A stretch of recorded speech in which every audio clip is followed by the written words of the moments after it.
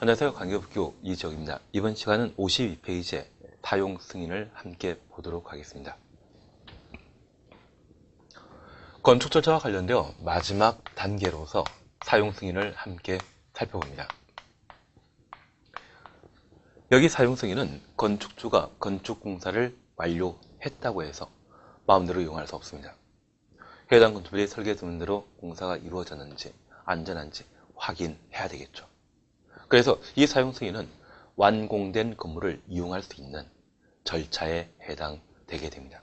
그러면 지금까지 많은 시간과 많은 비용을 들여 공사를 했던 건축주가 이 사용 승인을 절대적으로 바라게 될 겁니다. 이러한 건축주는 건축공사를 완료하고 완공된 건물을 사용하고자 하는데 허가권자에게 사용 승인을 신청하게 됩니다. 그리고 이 허가권자는 설계 도면대로 건축부에 정하는 기준에 따라 공사가 이루어졌는지 확인하게 되고, 그러한 확인 이후 적합하다 판단하게 되면 그때는 사용 승인서를 발급하게 됩니다. 만약 불합격 판을 받았다고 하면 이때는 재시공을 명령하게 되는데,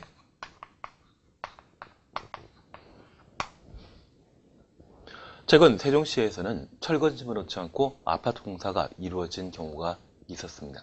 들어본 적 있습니까? 그리고 그 건축물 전부 철거하고 새로 건물 건축한다더라고요. 그러면 설계도면대 공사가 이루어졌는지 이것 확인해야 되죠. 그런 확인 절차를 거치고 합격한 때 사용승인서를 교부하게 되는데, 이 사용승인서의 교부까지의 절차, 바로 허가권자는 건축주로부터 사용승인 신청받게 되면 저 신청받은 날부터 7일 이내 검사 실시하고 합격한 건물에 대해서는 사용승인서를 발급하게 됩니다. 불합격하면 재시공 명령하는 것이죠. 그래서 이 사용승인과 관련되어서는 처리, 절차에 관한 사안들을 보시는 게 필요합니다. 1번 사용승인 신청, 건축주가 신청하겠죠. 그리고 2번입니다. 허가권자는 사용승인 신청 받은 경우에는 그 신청서를 받은 날부터 7일 이내 사용승인을 위한 현장검사 실시하여야하며, 검사에 합격한 건축물에 대해서는 사용승인서를 내줘야 한다. 그래서 사용승인과 관련된 처리기간이 7일이라는 것 다시 한번 확인해 놓습니다. 그리고 양거로 2번 건축물 사용승인 받은 이후에만 완공된 건물 이용할 수 있죠. 그래서 사용승인과 관련되어서는 이렇게만 확인해 놓습니다.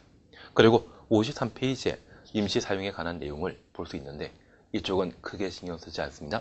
딱 하나만. 3번 임시 사용 승인 기간. 임시 사용 승인 기간은 2년 이내로 한다. 그러면 건축공사가 한겨울에 완료되게 되면 면적 200제곱미터 이상의 대지에 건물 건축하는 경우에는 조경 실시하도록 되어 있습니다. 나무 심는 것이죠. 그런데 12월 달에 또는 1월 달에 공사 완료되었다고 하면 나무 심었을 때 바로 얼어버릴 겁니다. 그래서 5월 달에 나무 심는 것을 조건으로 미리 공사 전부 완료되기 전에 미리 사용하는 절차를 임시 사용 승인이라 표현합니다. 그래서 조경 의무가 발생하는 면적 200제곱미터 이상의 대지의 경우는 조경했을 때 조경까지 마쳐야만 공사가 전부 완료된 것을 인정하게 되는데, 미리 사용하는 것을 임시 사용 승인이라 표현합니다. 그러한 임시 사용 승인은 기간 얼마? 2년이다. 그 정도를 확인해 놓습니다. 3번 공용 건물에 대한 특례 크게 신경 쓰지 않습니다. 다만 이 공용 건축물은 국가 지방자치단체가 건축하는 건축물을 법에서는 공용 건축물이라 표현하고 있습니다. 그래서 공용 건축물에 대한 특례, 이쪽은 나중에 문제 풀 때 한두 개 지문으로 대신하겠습니다. 그리고 다음 페이지에 건축종합민원실, 좋은 이야기지만 그냥 지나갑니다. 오지 쓴다는 얘기가 좀 애매하거든요. 양이 부족해 보이죠?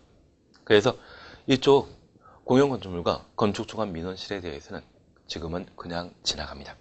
55페이지에 제5절 건축의 유지 관리 찾았습니다. 그러면 이 사용승인과 관련된 두 번째 사안으로 유지, 관리를 함께 살펴봅니다. 우리가 건축물 관련 행위로서 유지 관리에 관한 사항을 함께 보셨습니다. 건축의 소유자, 관리자 등은 사용 승인 받은 때부터 멸실될 때까지 건축법에 따라 관리하는 것을 유지 관리를 한다. 그래서 이 유지 관리는 사용 승인 시부터 멸실될 때까지의 기간을 유지 관리 기간이라 표현합니다.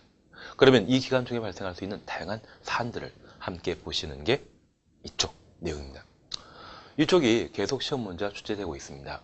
그래서 사용 승인과 관련된 절차에 있어서 문제, 그리고 임시 사용, 주라나 쳐놓은 게 있습니다. 그리고 유지 관리, 이 유지 관리 열심히 살펴봅니다.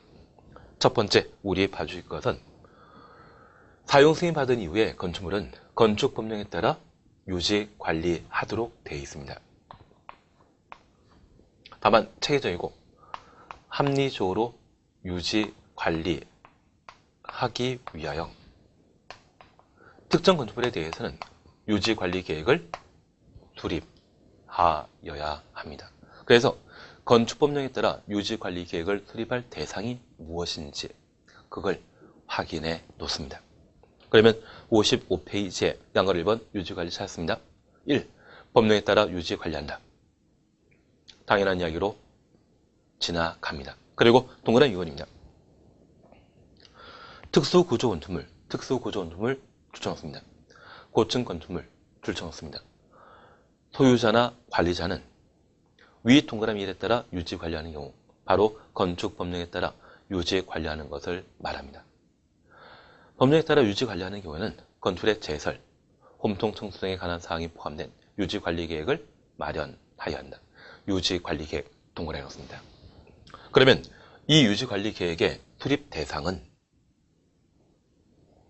특수 구조 건축물 그리고 고층 건축물인데 유지 관리 계획을 수립하여야 합니다. 여기 특수 구조 건축물은 우리가 차양 등이 돌출되었을 때 외벽 중심으로부터 3m 이상 돌출되었거나 기둥과 기둥 사이의 거리가 20m 이상 건축물을 특수구조 건축물이라 표현하고 있습니다. 이러한 특수구조 건축물은 유지 관리 계획이 필요한데 저 기둥과 기둥 사이의 간격이 20m 이상이라고 하면 저런 기둥이 지탱하고 있는 건물의 지붕, 그 건물 지붕, 이 지붕도 넓게 형성되어 있죠. 그리고 이 지붕을 지탱하는 기둥도 그 간격이 20m 이상입니다. 그러면 눈이 많이 오게 되었을 때 그 지붕에 눈이 쌓이게 된다고 하면 눈 무게가 만만치 않다는 이야기 알고 있으시죠?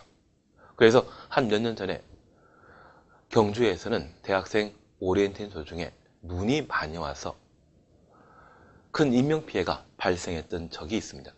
그러면 그러한 눈을 치우기 위한 제설과 관련된 계획 미리 마련할 필요 있죠.